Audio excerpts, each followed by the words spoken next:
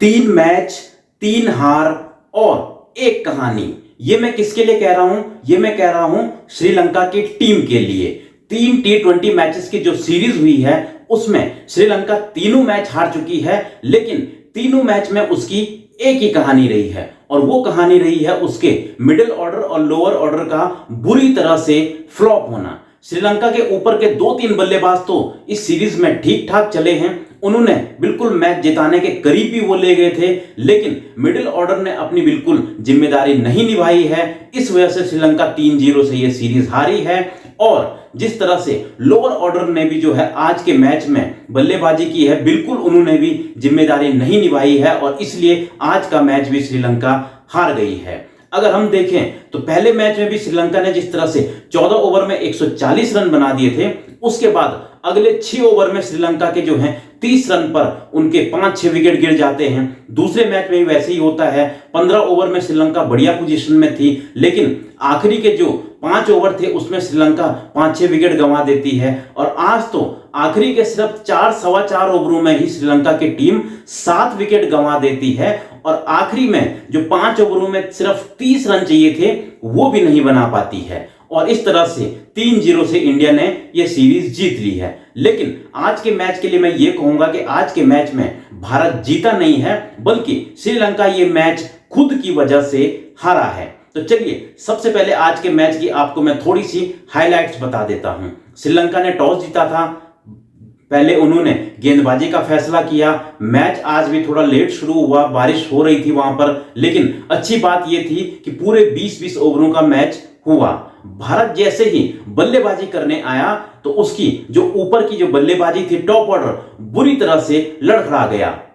सबसे पहले यशस्वी जायसवाल 9 बॉलों में 10 रन बनाकर चलते बने। उसके बाद उम्मीद थी संजू सैमसन से, क्योंकि जिस तरह से संजू सैमसन पिछले मैच में 0 पर आउट हुए थे, इस मैच में उनसे एक अच्छी पारी की उम्मीद थी। लेकिन सैमसन ने एक बार फिर से अपने जो उनके चाहने वाले हैं उनको निराश किया और इस मैच में भी वो 0 पर आउट हो गए। संजू सैमसन को अब जिस तरह से मौके मिल रहे हैं और जिस तरह से उनका कंपटीशन है बाकी खिलाड़ियों के साथ इस वक्त, उस लिहाज से संजू सैमसन के ये जो 2-0 उन्होंने बनाए हैं इस सीरीज में, ये उनको आगे जो है बहुत तकलीफ देने वाले हैं। उसके बाद रिंकू सिंह और सूर्य कुमार यादव भी जल्दी जल्दी आउट हो गए और भारत के 4 बल्लेबाज सिर्फ 30 रन पर ही चलते बने। पावर प्ले से पहले ही भारत के 4 बल्लेबाज आउट हो चुके थे और यहां से टीम संकट में लग रही थी। लेकिन सबको उम्मीद थी शुभमन गिल से, क्योंकि एक तरफ से वो टिके हुए थे और वो लगातार अच्छी बल्लेबाजी भी कर रहे थे। हालांकि उनको थोड़ी देर के लिए शिवम दुबे का साथ जरूर मिला, लेकिन शिवम दुबे भी जल्दी ही जो है चलते बने और वो भी आउट हो गए और 48 रन पर भारत ने 5 विकेट गंवा दिए थे। लेकिन शुभमन गिल वहां पर मौजूद थे तो सबको लग रहा था कि शायद शुभमन गिल जो है एक अच्छी पारी यहां पर खेल कर जाएंगे। उसके बाद शुभमन गिल को साथ मिला रियान पराग का। रियान पराग ने 26 रनों की एक छोटी लेकिन इंपॉर्टेंट और अहम पारी खेली, क्योंकि जिस तरह से पिच का मिजाज था यहां पर 26 रन की पारी भी एक अच्छी पारी कह सकते हैं। रियान पराग ने 2 छक्के भी लगाए, अच्छे टच में दिख रहे थे, लेकिन वो अपनी पारी को आगे नहीं बढ़ा सके और वो भी चलते बने। इसके बाद शुभमन गिल भी आउट हो गए और आउट होने से पहले शुभमन गिल ने 37 बॉलों में 39 रनों की एक जो है रिस्पॉन्सिबल, इसको पारी कह सकते हैं, वो उन्होंने जरूर खेली। एंड में वॉशिंगटन सुंदर की 18 बॉलों में 25 रनों की पारी की मदद से भारत ने जैसे तैसे करके 20 ओवर में 137 रन बना लिए थे। लेकिन ये रन जो है काफी कम लग रहे थे, क्योंकि इस पिच पर जो है बड़े बड़े स्कोर बनते हैं। लेकिन क्योंकि बारिश आई थी तो सबको ये देखना था कि पिच का मिजाज क्या सचमुच में ऐसा है कि भारत की टीम जो है, भारत की बैटिंग जो है वो लड़खड़ा गई। बारी थी श्रीलंका की बैटिंग की, जिसका कि सभी इंतजार कर रहे थे। लेकिन श्रीलंका के ओपनर जिस तरह से आराम से खेल रहे थे, ऐसा लग ही नहीं रहा था कि पिच में जो है खेलने में कोई दिक्कत आ रही है। लेकिन जैसे ही श्रीलंका के पहले ओपनर आउट हुए, उनके जो दूसरे बल्लेबाज हैं परेरा, जैसे ही वो मैदान पर आए तो उन्होंने तो तेज तेज रन बनाने शुरू कर दिए और श्रीलंका एक टाइम जो है बिल्कुल मजबूत पोजीशन में आ चुका था, जैसे कि वो पिछले 2 मैचों में था। एक वक्त तो श्रीलंका 15 ओवरों में 108 रन पर सिर्फ एक ही आउट था और उसको लास्ट के जो 5 ओवर थे उसमें सिर्फ 30 रन चाहिए थे और उसके 9 विकेट जो है वो अभी बचे हुए थे। लेकिन यहीं से श्रीलंका की जो कहानी है वो शुरू होती है और यहीं से मैच का रोमांच भी शुरू होता है।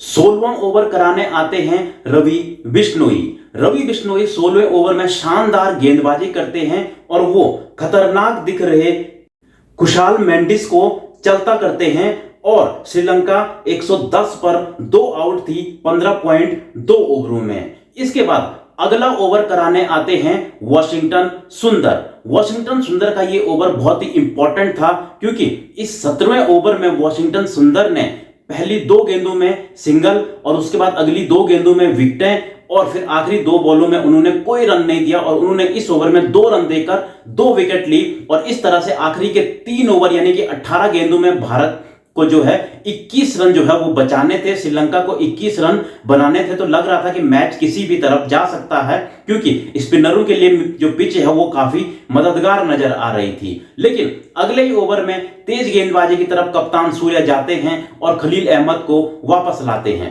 लेकिन खलील अहमद ने यहां पर कोई कोर कसर नहीं छोड़ी थी भारत को मैच हरवाने में क्योंकि उन्होंने लगातार 5 वाइड तो कराई ही, इस ओवर में उन्होंने पूरे 12 रन दिए और इसके साथ साथ जो उन्होंने लगातार वाइड कराई वहां से टाइम भी खराब हुआ जो आगे चलकर जो टीम इंडिया है उसके लिए खतरनाक हो सकता था क्योंकि जो टाइम था वो पूरा हो चुका था और एक फील्डर और अंदर लाना पड़ा और बाउंड्री पर 4 ही फील्डर थे और इस तरह आखिरी के 2 ओवरों में सिर्फ 9 रन चाहिए थे यानी 12 बॉलों में 9 रन। और यहां पर सूर्य कुमार यादव जो है एक दाव चलते हैं और रिंकू सिंह को गेंद थमा देते हैं और रिंकू सिंह ने बिल्कुल निराश नहीं किया और उन्होंने इस ओवर में 3 रन देकर 2 विकेट लिए और यहीं से श्रीलंका की जो हार की कहानी थी वो लिखी जाने लगी थी। अब आखिरी ओवर में 6 रन चाहिए थे श्रीलंका को जीत के लिए और गेंदबाजी कराने खुद कप्तान सूर्य आते हैं क्योंकि दोनों लेफ्ट हैंडर थे तो सूर्य कुमार जो यादव जो है वो ऑफ स्पिनर हैं तो वो यहां पर गेंदबाजी कराने आते हैं और टाई होने के लिए 5 रन चाहिए थे, जीतने के लिए 6 रन। सूर्य जो है इस ओवर में पूरे 5 रन ही देते हैं और साथ ही 2 विकेट भी लेते हैं और इस तरह से श्रीलंका जो मैच ऐसा लग रहा था जीत जाएगा वो मैच यहां पर टाई हो जाता है और सुपर ओवर पर बात पहुंच जाती है। सुपर ओवर में श्रीलंका ही पहले बैटिंग करने आता है क्योंकि श्रीलंका उस वक्त बैटिंग कर रहा था और श्रीलंका की तरफ से कुशाल मेंडिस और कुशाल परेरा बैटिंग करने आते हैं और गेंद थमाई जाती है यहां पर सबसे कामयाब गेंदबाज वॉशिंगटन सुंदर को और वॉशिंगटन सुंदर ने बिल्कुल नाराज नहीं किया। उन्होंने जो है इस ओवर में जो है श्रीलंका के दोनों बल्लेबाजों को चलता किया। अब क्योंकि 3 ही बल्लेबाज जो है वो बल्लेबाजी कर सकते हैं और अगर 2 आउट हो गए तो फिर यहां पर सारी कहानी ही खत्म हो जाती है। पहली 2 गेंदों में 2 रन बनते हैं और फिर वॉशिंगटन सुंदर पहले परेरा और फिर निशंका को कैच आउट करा देते हैं और इस तरह भारत को सुपर ओवर में जीत के लिए सिर्फ 3 ही रन का टारगेट मिलता है जो कि बहुत ही आसान था और भारत की तरफ से सूर्य कुमार यादव कप्तान खुद और उप कप्तान शुभमन गिल बैटिंग करने आते हैं और पहली ही गेंद पर सूर्य चौका मारकर ये मैच जिता देते हैं और सीरीज 3-0 से जीत जाते हैं। लेकिन श्रीलंका की टीम जो इस बार चैंपियन ट्रॉफी भी नहीं खेलेगी शायद उसकी यही कमी है कि उसके पास जो ऊपर के 2-3 बल्लेबाज हैं वो तो ठीक हैं लेकिन जो नीचे का उनका मिडिल ऑर्डर है वो बिल्कुल भी जो है रन नहीं बना रहा है जिस वजह से श्रीलंका की टीम जो है 1-2 बल्लेबाजों पर डिपेंड हो जाती है और टीम लगातार मैचेस हार रही है और यही कारण है कि चैंपियन ट्रॉफी के लिए भी वो क्वालिफाई नहीं कर पाई। अब आगे वनडे में देखना है कि वहां श्रीलंका कैसा खेलती है क्योंकि वहां पर रोहित और विराट की भी वापसी होने वाली है। तो फिलहाल आज के मैच के बारे में जिस तरह से रोमांचक मैच हुआ है आप लोग अपनी राय कमेंट में दे सकते हैं। मिलता हूं मैं आपको एक और ऐसी ही वीडियो में।